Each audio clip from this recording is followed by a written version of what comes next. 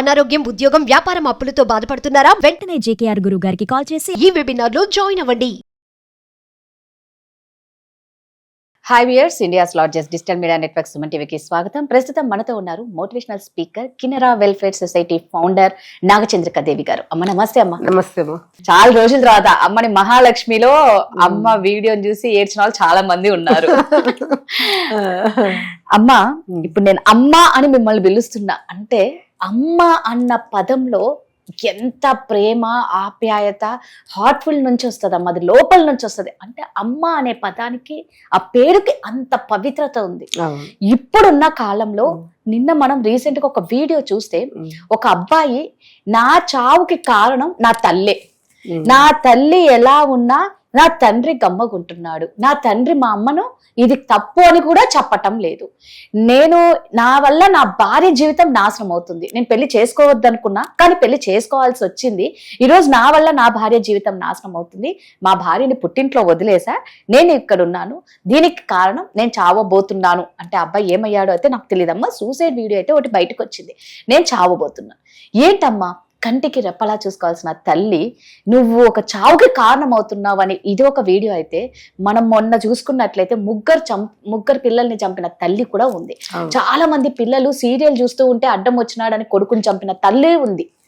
అంటే నువ్వు జన్మ ఇయ్యడమే తల్లి, నీవు చంపడం అనేది దేవుడు ఉండడు కాబట్టే అమ్మ రూపంలో మనకి ఇస్తారు. అలాంటి అమ్మ బిడ్డల బాధలను అర్థం చేసుకున్నప్పుడు అమ్మ అమ్మేనా నిజంగా? నేను కూడా విన్నాను, అది చూసా కూడా. అతను అబ్బాయి చెప్తున్నాడు ఆవేదనగా. అసలు కారణం కంప్లీట్ గా అయితే మనకు లోపల ఏం జరిగింది అనేది అది తెలియదు. అది అతను మాట్లాడుతున్నాడు, మా అమ్మ వాళ్ళు ఇట్లా, మా అమ్మ హెరాస్ చేస్తోంది అని. నిజమే, తల్లులు అంటే ప్రపంచంలో ఏ బంధం కంటే కూడా ఫస్ట్ తల్లి. ఎందుకంటే 10 నెలలు మోసి కని ఆ పేగు బంధం అనేది అది చెప్పకుండా ఉంటది. అది ఎప్పటికీ వాడు బయటకు వచ్చి పెరిగి పెద్దయినా చచ్చిపోయేంత వరకు కూడా ఆ బంధం అనేది, తల్లి పేగు బంధం అనేది ఉంటుందంట. నేను చూసాను, చెప్పారు కూడా. అది అట్లాంటి తల్లిలు ఇంతకుముందు ఎంత మనము చేసేవాళ్ళం, కానీ ఇప్పుడు చాలా వింటున్నాను. చిన్న చిన్న విషయాలకు కూడా ఏదో వేరే అక్రమ సంబంధం పెట్టుకొని పిల్లలు చంపేసిందని, అది అర్థం లేని పని అనిపించింది అసలు. తర్వాత ఇప్పుడు ఈ అబ్బాయి న్యూస్ ఇదే కాదు, చాలా చాలా చాలా చూస్తున్నాం మనము. అసలు ప్రపంచంలో తల్లి స్థానం అనేది చాలా గొప్పది. అసలు ప్రతి ఒక్కరు, ఇప్పుడు నేనే ఉన్నాను, నేను ఒక ఓల్డ్ ఏజ్ హోమ్ 22 సంవత్సరాల నుంచి నడుపుతున్నాను. నేను అందరికీ అన్ని రకాల చేస్తా. ఓల్డ్ ఏజ్ హోమ్ అనే కాదు, పిల్లలు కావచ్చు, స్కూల్స్కి వెళ్తాను. అక్కడికి ఫస్ట్ పదం ఏంటంటే వాళ్ళు నన్ను పిలిచే పదం కూడా అమ్మ. అమ్మ చూడండి, ఎంత అమ్మ అమ్మ అమ్మ. అది విన్నప్పుడు ఎంత హాయి అనిపిస్తుంది అంటే ఏ పిలుపులో కూడా లేదు. ఎవరన్నా ఆంటీ అని పిలిస్తే కూడా చెప్తా, వద్దు అమ్మ అని. అంటే మనకే వాళ్ళతో పెగుబంధం లేదు, అనుబంధం లేదు, రక్త సంబంధం లేదు, అయినా ఒక తల్లి స్థానం వాళ్ళు ఇచ్చినప్పుడే అంత ప్రేమ పుట్టినప్పుడు పిల్లల మీద మనం కని 10 నెలలు 9 మాసాలు అట్లా చేసిన వాళ్ళు చంపుతున్నారని అంటే అసలు ఏంటి అనేది నాకు కూడా అనిపిస్తుంది. అసలు ఎట్లా చంపుతారు వాళ్ళు? చంపడానికి ఆమెకు ఏం హక్కు ఉంది? కన్న వరకే. అది కూడా నువ్వు కావాలని నువ్వు ఇదిలో కన్నా ఉన్నావు. మన పిల్లల్ని అంతే కదా, వాళ్ళు పుడతామని రాలా, మనమే పుట్టించుకున్నాం, వాళ్ళని కడుతున్నాం మనం. అట్లా పిల్లలు అంతా వాళ్ళు కంప్లీట్ వాళ్ళ లైఫ్ అంతా వాళ్ళ ఒక స్టేజ్కి వచ్చే వరకు మనం తల్లి కడుపులో పెట్టుకుని పెంచాలి, ఆడపిల్లలు కానీ మగపిల్లలు కానీ.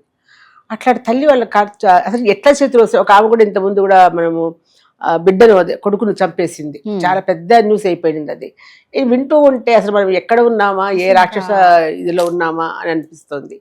అయితే ఇప్పుడు ఈ అబ్బాయి చెప్తున్నాడు, సూసైడ్, మా అమ్మ హెరాస్మెంట్ చేస్తోంది, సూసైడ్ చేసుకుందాం అనుకున్నాను అని చెప్తాడు. భార్య పెళ్లి వద్దనుకున్నా చేసుకున్నాను అని చెప్పాడు.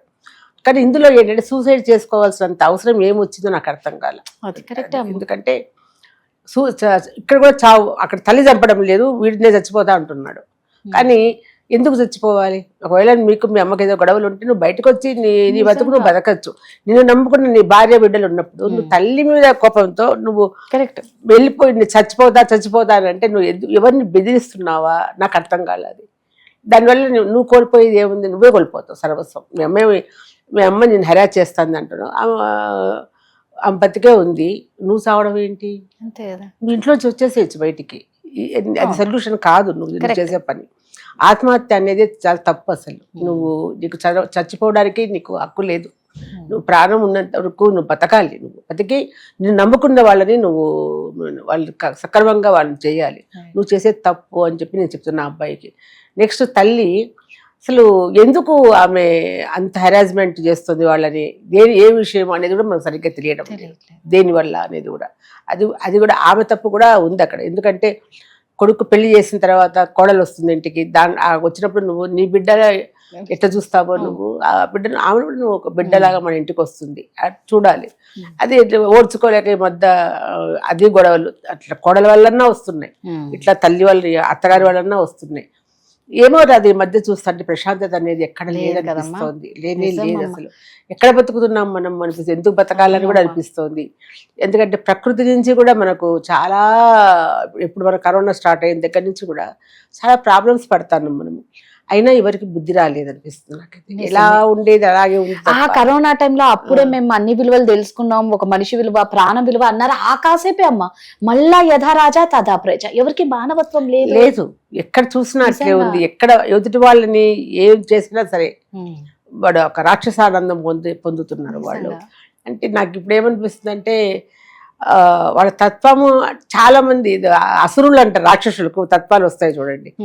ఇప్పుడు ఉండే ఈ మారిన పరిణామంలో, ప్రకృతి నుంచి వచ్చిన పరిణామంలో గాలి కావచ్చు, తినే ఆహారం కావచ్చు, ప్రతిదీ పొల్యూషన్ అయిపోయింది. మనిషి మన పొల్యూషన్ గా మనం తినడం వల్ల కూడా, పీల్చడం వల్ల మన ఆలోచన విధానాలు కూడా మారిపోతాయి. క్రూరత్వం వచ్చేస్తుంది మనుషులకి. ఎక్కడ చూసినా అట్లాగే ఉంది. మరి ఇవన్నీ మళ్ళా ఇంకోటి కూడా నేను ఈ మధ్యనే మొన్న చూశాను, అంటే నిన్ననే చూశాను నేను. ఒక అమ్మాయి 16 ఏళ్ళ అమ్మాయి కాళ్ళు వాపు ఉంటే తల్లి ఎందుకు కాళ్ళు వాపు ఆసుపత్రికి పోదాం పదా అని తీసుకెళ్తే ఆ అమ్మాయి గర్భవతి అని తెలిసింది. 16 ఏళ్ళ అమ్మాయి గర్భవతి. అమ్మ ఇంకా అప్పుడు అడిగింది, ఎందుకమ్మా ఏంటి ఇదంతా అని అడిగితే, నాన్ననే నన్ను చేస్తున్నాడమ్మా, రోజు నేను చెప్పితే చంపేస్తాను నన్ను బెదిరించినాడు, అందుకే నేను చెప్పలేకపోయినా. కన్న తల్లి బతికే ఉంది కూడా. అసలు ఎటుపోతుంది ప్రపంచము, అసలు వాల్యూ లేకుండా అయిపోతుంది. ఎంత కష్టం అనిపిస్తుంది అన్ని వింటా అంటే. అసలు ఎక్కడ సేఫ్టీ ఉంది ఆడవాళ్ళకి? అర్ధరాత్రి ఒక ఆడది అదే 3 years సేఫ్గా ఇంటికి వచ్చినప్పుడే స్వతంత్రం వచ్చిందని గాంధీ గారు అన్నారని చెప్తున్నారు. అర్ధరాత్రి ఇంట్లో, బయట రోడ్డు మీద కాదు, ఇంట్లోనే సేఫ్టీ లేదు. అన్నదమ్ములు, తండ్రి, ఎన్ని అనుభవిస్తున్నాం మనం. అసలు ఇవన్నీ కూడా చాలా మార్పు రావాలి అని అనిపిస్తుంది. ఎందుకంటే ఇప్పుడు మేము కూడా ఈ స్కూల్స్కి వెళ్ళడము, రామకృష్ణ మఠంకి వెళ్ళడము, మోటివేషన్ క్లాసెస్ తీసుకోవడము, చెప్పడము, కానీ చెప్పినంత వరకు వాళ్ళు వింటారు, కానీ గేట్ దాటినాక అక్కడే వదిలేసి వెళ్ళిపోతారు. అంతే కదా, 2 గంటల సినిమా లాంటిది. సినిమా హాల్లో ఉన్నప్పుడు ఆ ఊపు, ఆ సౌండ్కే ఊపు, ప్రతి ఒక్కళ్ళు హీరో, వాళ్ళు హీరోయిన్లు అనుకోవడం, బయటకు వచ్చాక మళ్ళీ ఎవరి లైఫ్ వాళ్ళది మారాలి అనుగా ఆశకనే అనుకుంటారు, మారలేకపోతున్నారు. మీరు అన్నట్టు ఏంటంటే వాతావరణం ఎంత పొల్యూటెడ్ అయిపోయిందో, మనుషులు కూడా అలాగా అయిపోయి ఆ ఫుడ్ కలుషితమైన ఆహారాలు తిని, మీరు అన్నట్టు ఎందుకు అవుతుందో, ఒక రాక్షసత్వం అయిపోయినారు మనుషుల్లో, మానవత్వం నశించిపోయింది. కుటుంబ వ్యవస్థ సరిగ్గా లేదు. కుటుంబమే లేదు ఇప్పుడు. అంటే ఏంది అని అడిగే పరిస్థితికి వచ్చినాం మనం. తల్లి, తండ్రి, అక్క చెల్లెళ్ళు, అన్నలు, బావలు, మరుదులు, ఒక మంచి ప్రేమ, ఆ ప్రేమ అనేది కోల్పోయినప్పుడే మనిషికి ఎక్కువ ఇది వచ్చేస్తుంది మనిషికి. ఇప్పుడు ఎవరి వల్లనో ఒక అసందర్భంగా వాడికి ఏదైనా జరిగిందనుకో, అది ఎవరి వల్ల జరుగుతుంది, మన వల్ల కాదు. కానీ వాడికి ఆ కసి పెరిగిపోతుంది అనమాట. పెరిగిపోయి వేరే వాళ్ళని బలి చేస్తున్నాడు. అట్లాంటి స్థితిలో వస్తున్నాయి అన్నమాట ఇదంతా కూడాను.